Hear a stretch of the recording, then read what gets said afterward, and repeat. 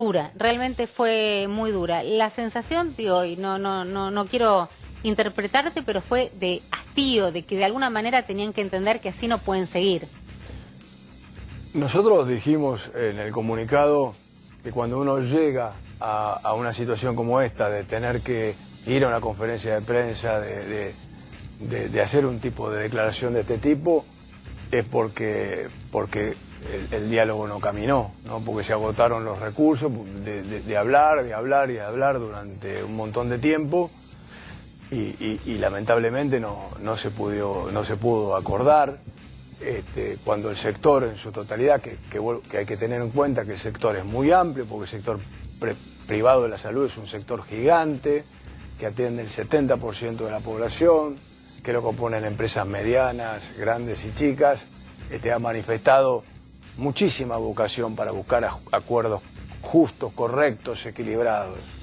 Y hay cosas que no tienen discusión. Es decir, el ejemplo de los aviones es un ejemplo para decir, no hay discusión cuánto es el combustible que se necesita para un vuelo Buenos Aires-Nueva York. Es decir, los pilotos lo conocen y te dicen, con este combustible vuelo, con este combustible no vuelo. En materia técnica de financiamiento de un sistema de salud, también sucede lo mismo. No es que ponemos un dedo, lo ponemos al aire a girar y decimos cómo se actualiza un sistema, este quiere más, este quiere menos. Es decir, hay números duros, hay números que surgen de la propia autoridad de aplicación. Claro, pero Claudio, esta falta de entendimiento, esta falta de diálogo de la que estás hablando, para vos lo manifestabas así, decime si estoy equivocada, es intencional. ¿Alguien está buscando quedarse con este sistema o quebrarlo o romperlo? Es que efectivamente a lo largo del tiempo, cuando se fue agrandando de esta forma la brecha, de una manera tan gigante como la que nos encontramos en este momento, ante la inminencia de tener que cerrar un acuerdo paritario, donde en una industria como la salud, es la industria que más mano de obra ocupa desde el punto de vista de su estructura de costo. Quiere decir que el costo salarial es un elemento clave en una estructura de un sistema sanitario, acá y en todos los lugares del mundo. Y la distancia sea tan amplia y la falta de diálogo sea tan gigante, bueno, la conclusión es, y como dijimos hoy, tiene 4 patas, dice miau, tiene bigote, es un gato. Es decir, es difícil que sea un elefante. Es decir, nosotros, y adicionalmente, surgen papeles, surgen opiniones, es decir, comentarios en off, mucho acerca de que se necesita repensar el modelo. Son muchas casualidades. Bueno, lo dijo Cristina Fernández de Kirchner, ¿no? Por eso, absolutamente. La vicepresidenta lo dijo. Es decir, esta conferencia fue prevista y preparada previamente, porque esta situación era previa a las declaraciones que hizo la vicepresidenta ayer, pero que son un condimento más. Entonces lo que nosotros decimos es demasiado para ser una casualidad, porque yo estoy convencido que si vos técnicamente sentás a un funcionario aquí, un funcionario técnico, no va a poder desmentir la posición técnica nuestra. Por eso que nosotros estamos pidiendo ser recibidos en el Congreso de la Nación y debatir esto públicamente. Igual que los laboratorios. Ahora, lógico, para poder decir públicamente que venga la ministra de Salud, que diga que estos impactos en la estructura de salud no existen. Entonces tendrás que preguntarle, pero si no existen, ¿por qué pidieron más presupuesto? ¿Por qué los hospitales que dependen de la Nación necesitan más dinero para operar? Es decir, si ustedes lo necesitan, ¿por qué no lo necesita el sector privado? Es decir, es verdad que se generó este desfasaje de valores en los insumos, no solamente en los precios, sino en la cantidad de consumo. Es decir, ¿esto es cierto, señora ministra, o esto es mentira? Y si esto es cierto, ¿qué pasa que no cumple la ley? ¿Qué sucede? Ahora, Velocopit, hoy ustedes hablaron de un atraso, o sea que están atrás las tarifas que cobran, las cuotas que cobran de lo que aumentaron los costos, 35%, si no me equivoco. Eso demostrado técnicamente por la superintendencia. Mi pregunta es, si usted a una tarifa, una cuota promedio de una familia de 4 personas de 25.000 pesos, le aplica un 35% en varias cuotas, ¿no va a hacer que mucha de esa gente se vaya de la prepaga? No, ¿hace falta una depuración? ¿Hay mucha gente? De ninguna manera. No. Es que acá volvemos a una cosa, porque si no estamos... Es decir, la discusión hay que plantearla con todos los elementos sobre la mesa. Nosotros le planteamos al gobierno que las cuotas de medicina prepaga no suban más que los ingresos de la gente. De manera tal que en el portafolio del presupuesto de una familia, si le destina el 20% a su gasto en salud, siga siendo el 20%. Y esta situación no sucedió. En los últimos 18 meses no sucedió. De hecho, es el ejemplo que damos permanentemente, y lo vuelvo a decir para que se entienda, el mozo de un restaurante en los últimos 18 meses se le aumentó su costo en salud aproximadamente un 60%, al dueño de un restaurante el 25%. El peón de un campo se le aumentó su costo en salud aproximadamente el 60%, al dueño del campo un 25%. El costo en salud de todos los muchachos aquí, atrás de cámara, técnicos, fue en el último año y medio alrededor del 60%. Los dueños del canal, el 25%. Esta es la realidad que no se dice. Esta es la cuestión que no se está diciendo blanco sobre negro. Es decir,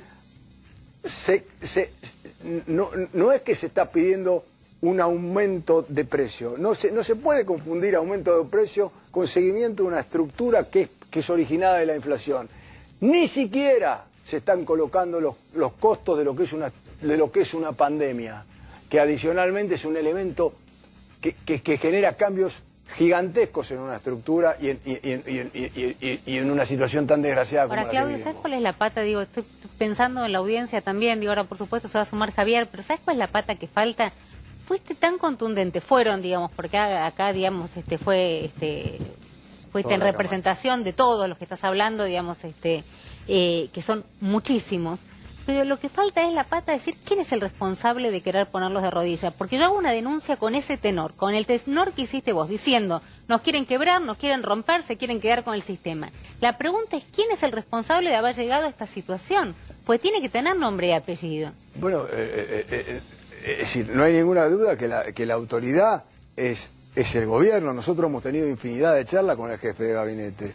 Yo personalmente me cansé de explicarle cómo funciona una estructura de costos. Diálogo hubo. Por ejemplo, con Santiago Cafiero, diálogo pero siempre hubo diálogo. Ahora, cada vez que la cosa se incrementaba en su gravedad, y la extrema fue cuando a fin de mayo nosotros dijimos, ojo que se viene la paritaria, es necesario realizar las actualizaciones de valores porque hay que enfrentar esa paritaria que vence el 30 de junio, faltan 15 días, y que a los hospitales de comunidad le venció el 31 de mayo, caso de lo que es el italiano, el británico, el alemán, y no pueden enfrentar ese ajuste, no la pueden enfrentar. Entonces vamos a hacer las cosas que corresponden y nada, y quedamos en un tono, no se puede...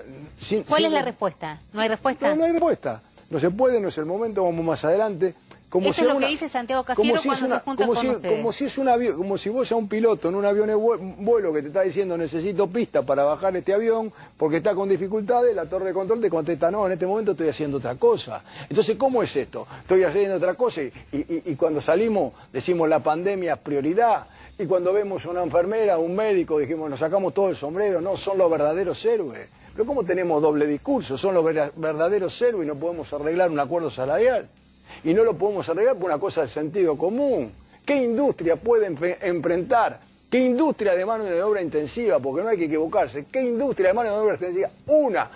Díganme una en la Argentina que ustedes conozcan que pueda enfrentar un acuerdo salarial de esta magnitud sin actualización de sus valores. Es mucho más simpático, Romina, decirle a la gente los valores no se tienen que ajustar. Es mucho más simpático, pero el sistema no funciona. Quiero ver... Es demagógico más que simpático. No, pero quiero ver si yo te diría, mira, te voy a vender tarifas en el avión a mitad de precio. Eso sí, vamos con la mitad de combustible. ¿Quién se sube? Entonces, ¿de qué estamos hablando? Bueno, pero es la dinámica que tienen los precios regulados con este gobierno, porque uno ve las tarifas de servicios públicos, suben menos. Pero las tarifas de servicio público, que no se confundan, las tarifas de servicio público tienen subsidio. Sí, claro. Entonces se puede aguantar, nosotros no tenemos subsidio. Que por otra parte no corresponde que lo tengamos, porque esto es una actividad privada destinada a un segmento de la población. Pero tiene subsidio porque esto es como la ley de gravedad, vos tirás una manzana al aire y cae al piso, lo querramos discutir de la manera que sea. Entonces, el sistema se financia con sus ingresos, no tiene otra manera de financiarse. Pero Velocopit, usted responsabiliza al gobierno al frente de la Cámara, lo mismo piensa la gente de OS, de Galeno y de todas las prepagas, ¿es una cuestión ideológica del gobierno o como pasa en muchos otros aspectos, acá los analizamos casi diariamente, la gestión es mala? Hay una mala gestión del gobierno también en este tema. Es que esto es tan gigante, es decir, uno puede tener mala gestión si lo vas limando al sistema. Ahora, si vos le das un martillazo en la cabeza, o sos realmente un burro, o tenés otra intención.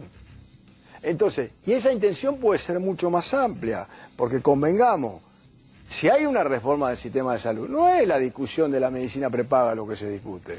Se discute el sistema en su totalidad, y eso sí abarca las obras sociales sindicales, las obras sociales de personal de dirección, abarca al sistema de manera completa. Y yo no discuto que el gobierno que es elegido democráticamente tenga derecho a hacerlo. Ahora lo que le decimos es, llevar la ley al Congreso, planteala de cara a la sociedad, debatila, y si considerás que las tenés que estatizar o nacionalizar o como quieran llamarlo, hacelo de una vez por todas. Ahora, no podés dejar al sistema sometido a un funcionamiento sin la capacidad técnica que corresponde. Pero si decís eso claramente porque crees que hay una intencionalidad del otro lado de hacerlo. Y a esta diferencia de tarifa, a 15 días de una paritaria, con esta diferencia de tarifa, porque se dejó atrasar durante 18... Fíjate una cosa, si vos seguís la línea, olvidemos, tomemos la línea, si querés para hablar de cuestiones similares, desde el 2003 a la fecha. Es decir, que hubo 12 años de gobierno kirchnerista. Nunca existió esto. Nunca existían discusiones permanentes de diferencias.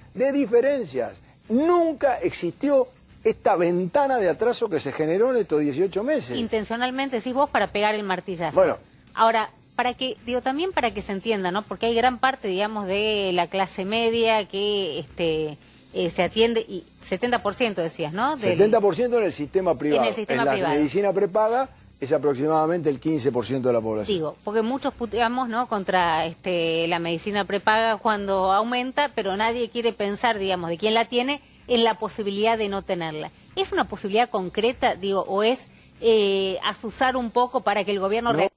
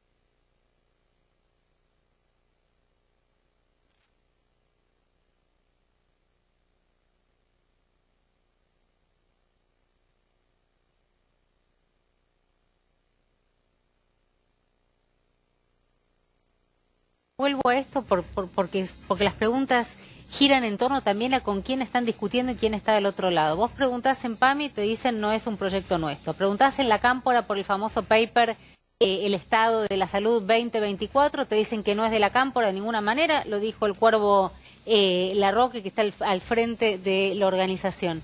Digo, ¿quién semejante pelea para no ponerle la cara? Bueno, es una pregunta, es como viste que aparezca el dueño del chancho, es el cuento. Bueno, ¿qué salieron a pegar para que aparezca? Es una pregunta. Ahora, la realidad que ustedes se tendrían que pensar, que preguntar, y es lo que no entiendo, si ustedes conocen otro sector, y vuelvo a repetir, sacame las empresas públicas porque tienen características de subsidio, si ustedes conocen, vos estás hablando que va a salir la inflación de mayo, hay una inflación que se ha generado en los últimos 17 meses, es decir, esa inflación se genera por algo. Si ustedes conocen otro sector que se ha corrido los precios como ha corrido el sistema privado de salud en 17 meses. Pero no lo conocen. ¿Entendés que el gobierno también se para en un lugar donde parece preservar a los usuarios de este sistema justamente frente a los abusos y los aumentos que intentan imponer? Los abusos serían si nosotros pretendemos un aumento que no marque la propia ley, que fue sancionada por el gobierno de Cristina Kirchner en el 2011. Ni siquiera nosotros estamos pidiendo algo que sea parte de esa propia ley. Estamos diciendo, cumplan esa ley, no otra, esa. Entonces, si ustedes encuentran otra actividad y se fijan y dicen, no, bueno, ha pasado en la actividad del... No. Ahora, y la pregunta es al revés. A ver. ¿Y por qué entonces nos llamaron al presidente de YPF y le dijeron, che, flaco, vos, ya que nosotros somos accionistas mayoritarios, no suba la nafta el 75%, subila como los prepagos? ¿Y ahí qué pasó? ¿Qué pasó ahí? Bueno, estuvo para contarlo, ¿no? El presidente. Sí, claro, hay diferentes miradas. Uno podría decir, bueno, las alimenticias están diciendo que están 25% abajo de lo que deberían aumentar. YPF, que aumentó 18 en los últimos 3 meses, dice que le faltaría otros 15. A todo el mundo con una inflación que crece está corriendo de atrás. Sí, pero YPF está corriendo de adelante. Y se da la casualidad que a YPF va un funcionario, si yo soy el presidente, va un funcionario mío. Y lo dejo correr a él de adelante. Y a un sector de la salud lo hago correr de atrás. Lo que no entiendo es para qué el Estado se querría quedar entonces con un sector que es deficitario y que tiene tantos problemas para funcionar. Desde la mirada de, suponete, la Cámpora, no sé, el que se quiera quedar con... Bueno, que rechazan estar detrás de esto. Digo, no encontramos todavía quién se sienta acá y diga es nuestro proyecto. Que vuelvo a decir, del sistema privado de las prepagas, es la reformulación del sistema de las prepagas y de las obras sociales. Y bueno, ahí es un factor muy grande, no solamente desde el punto de vista financiero, ¿no? Es decir, desde el punto de vista del control, ¿no? El control, es decir, el monopolio de un sistema de salud es un hecho tentador para algunos, probablemente, ¿no? Ahora, perdón, chicos. No, pero ahora ya te dijo Jairo, pero digo, siguiendo lo que planteaba Jairo, en este momento, donde además hablamos de la pandemia, por supuesto que no terminó, los números de hoy son tremendos, 27.260 contagios, no está bajando como se esperaba después aún de las restricciones de estos famosos 9 días, 589 muertes, aumentan las vacunas y aumenta la cantidad de gente internándose también, eso lo vemos todos los días. ¿No es tirarse un tiro en los pies, digo, para el propio gobierno, dar esta batalla ahora en el marco de una pandemia que todavía no sabés cuánto más va a seguir y cuánto más los va a seguir necesitando cada una de las camas? Yo estoy convencido que sí. Es decir, que es un momento... Es decir, vos tenés un montón de tiempo para tomar medidas y la verdad que hacerlo en el medio de una pandemia, yo creo que sí. O es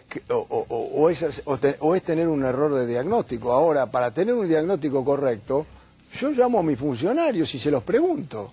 Y vuelvo a repetirte, los funcionarios técnicos, porque acá hay especialistas en salud, trabajan especialistas, es decir, gente que conoce, es toda una especialización la administración del costo en salud. Yo te aseguro que vos vas a sentar un funcionario técnico en este programa y el funcionario técnico no va a poder decir otra cosa que avalar lo que nosotros decimos. Es decir, por eso no tiene explicación. Es decir, que eso es todavía más contundente. Es decir, no es que nosotros venimos a contarte que la fórmula lleva esto, lleva aquello, y te inventamos una fórmula. La fórmula es matemática, está establecida, está cuantificada. Es decir, se calcula, se mete en una computadora y te da. El disparador de esta reacción es el acuerdo paritario. El disparador de esta reacción que acelera es la imposibilidad de firmarlo. Exactamente. Porque además eso acelera enormemente. Eso acelera enormemente el deterioro, porque cuando vos vas a tener que convalidar una paritaria de semejante magnitud, bueno, si ya los números vienen tecleando y vos ya venís golpeando, le clavás una paritaria, no la podés financiar. Bien, ¿qué dice el sindicato de sanidad, el gremio de sanidad, que es con el que ustedes están negociando esta paritaria? El sindicato conoce esto, porque son gente de la actividad y conoce esto claramente. También, ¿qué pasa? El sindicato dice, yo tengo que discutir, mi rol es discutir con los empresarios. Y bueno, discute con nosotros. Nosotros le contestamos, mirá, es más, le hemos contestado claramente. Lamentablemente dejamos de ser contraparte, porque vos en una discusión paritaria, normalmente tu contraparte obviamente son los empresarios. Ahora, si los empresarios no pueden manejar el ingreso, no pueden definir el costo de su producto, ¿cómo pueden definir una paritaria? ¿Cómo hacés vos para cerrar una paritaria si no podés manejar el ingreso? Es imposible. O sea, que por más, lo dije en el comunicado, toda la Cámara lo hemos puesto por escrito, es decir, especialmente a los trabajadores. Nosotros estamos al frente de esta discusión. No es que acá hay una discusión trabajadores-empresarios por lograr un acuerdo salarial. Ahora, eso sí, tenemos que entender, y nuestros trabajadores tienen que entender, que estamos discutiendo la sustentabilidad del sistema. Y esta es la realidad, con un agregado. Si el sistema privado de salud no existe más, porque el sistema se transforma en un sistema público, ni siquiera la personería gremial de nuestro sindicato existe más. Porque pasan a ser trabajadores del Estado, no nuestros. Ahora, Claudio, si yo te tengo que preguntar, porque tenemos que ir cerrando, te están reclamando desde otros lugares, lamentablemente, queja que ya hicimos y dejamos sentada, pero no podemos hacer absolutamente nada. El mejor y el peor escenario. Digo, al día de hoy, después de esta conferencia, después de estas palabras durísimas, digo, que también las volviste a expresar acá. ¿El peor escenario cuál sería? Primero decime el mejor escenario. El mejor escenario sería salir de acá, que te esté llamando Cafiero, que te esté esperando, no sé, el superintendente. El mejor escenario es que, vuelta a decir, es que podamos llegar a un acuerdo. Porque el sector privado... Pero ahora, digamos, estamos hablando de las próximas horas. Sí, porque el sector privado tiene, por supuesto, voluntad, porque quiere seguir trabajando, porque la mayoría, yo te vuelvo a decir, la mayoría de los actores del sistema tienen pasión en esta actividad, lo han demostrado, porque realmente hay que sacarse el sombrero del esfuerzo del sector privado en esta pandemia. Todos agregaron capacidad instalada, todos transformaron consultorios en habitaciones, todos hicieron crecer las capacidades de terapia para tratar de atender y amortiguar este impacto. O sea, el sector privado ha tenido un comportamiento gigante. El mejor escenario es salir de acá, próximas horas te llaman y hay un acuerdo. El peor escenario concretamente, el peor escenario sin eufemismo. Que no se va a poder firmar la paritaria, lamentablemente. Eso automáticamente genera un conflicto lógico que nosotros apoyamos pero no podemos resolver. Y un conflicto lógico, vuelvo a repetirte, y un conflicto lógico con los trabajadores en el medio de una pandemia, bueno, puede ser una cosa sumamente complicada. Claudio Velocopit, muchísimas gracias. No, gracias a usted. Muchísimas gracias. A ver, hoy estábamos muy preocupados, ahora vamos a ir, por supuesto, tanto a Jairo como a Javi Calvo, que adelantaba una de las cuestiones que nos tiene más que preocupados, que tiene que ver con una nueva discusión si entra o no una variante muy peligrosa al país, y ahora lo vamos a hablar. Hoy me preocupaba particularmente, yo estoy preocupada hace tiempo y vengo siguiendo un brote importante de antisemitismo en la Argentina, vinculado al conflicto otra vez entre Israel y Hamás. Se han dicho